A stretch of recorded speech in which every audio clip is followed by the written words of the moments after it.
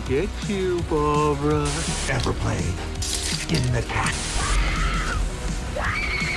Someone's in the back seat! Tell me where you are, John! Wolfman's got Nards! Hi guys, my name is Barry and welcome back to the channel. I have another theory for you today, one of the popular ones that I always get spoken about on the channel and on my social media, and that is Jill Roberts is not only still alive, but she is part of Scream 6 and Scream 7. Now it is a theory that I didn't really think of because by the looks of things, Jill Roberts did die at the end of Scream 4. It isn't like the ambiguous ending of a bad guy like Stu Macker when he gets the TV on his head and you don't see anything else after that. So there's wiggle room with people like Stu, whereas with Jill Roberts, to me anyway, I see Jill Roberts as being completely dead. Not only did she get that electroshock therapy that she did survive because she got back up again, but she gets shot right in the middle of the chest. Now people do survive that in the real world, and it's weird because you would survive more in the movie world because it's just a movie, but I can see why you would ultimately say that this person is dead, because not only did she get shot right through the middle of the chest, albeit not the heart, she did fall, the blood came out of her as she lay next to Sydney with her eyes wide open, well not wide open, but her eyes opened anyway, and she didn't blink.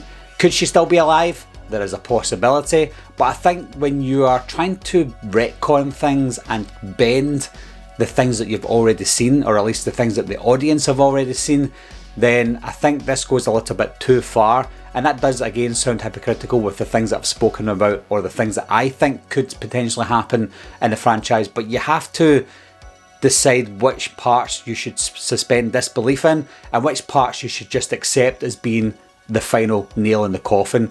With the killer, with Dewey, who killed Dewey? Yes, it's probably Amber, but could it be someone else? Absolutely. Stu Macker, is he dead? More than likely, but is there a possibility they could retcon that? Absolutely. It wouldn't be out with the realms of possibilities, especially in the movie world. Yes, there's certain conversations that people have in films, and yes, there's certain things that people do in films.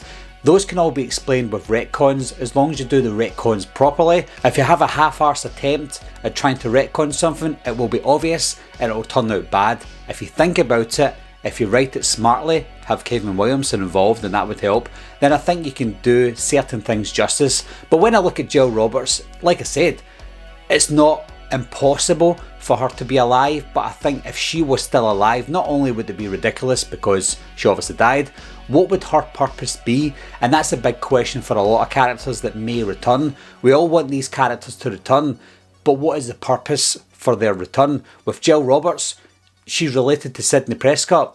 Sidney Prescott isn't in Scream 6. If she's not in Scream 7, then what would be the point in Jill Roberts apart from seeing Kirby again? There has to be a connection between these returning characters, and I'm hoping if someone like Jill Roberts does return, then we would need to see Sidney Prescott in Scream 7, otherwise what's the point? She doesn't know anything about Sam and Tara.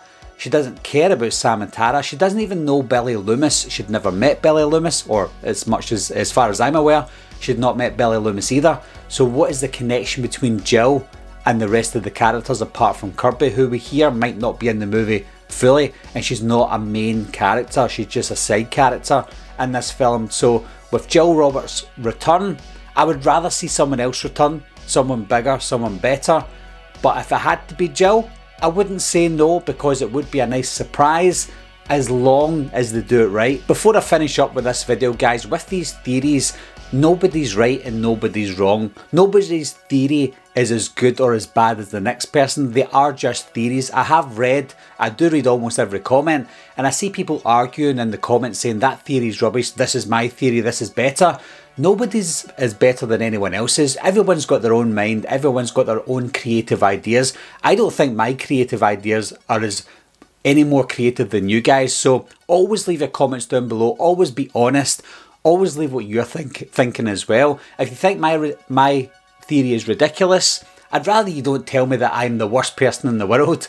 Just tell me why you disagree or agree with it, and then we can have a discussion. And that's what I want to do down below, guys. Let's have a discussion on not only the Jill theory, but every other theory that I come up with, every other theory that I talk about on the channel, let's just have a nice discussion about it. But as always guys, leave your comments down below, let me know what you think, and I'll talk to you soon.